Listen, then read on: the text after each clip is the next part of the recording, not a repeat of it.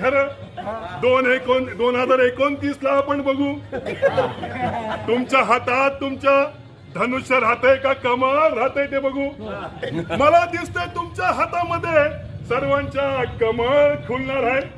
2029 ला तुमच्या हातातनं धनुष्य जाणार आहे. नाही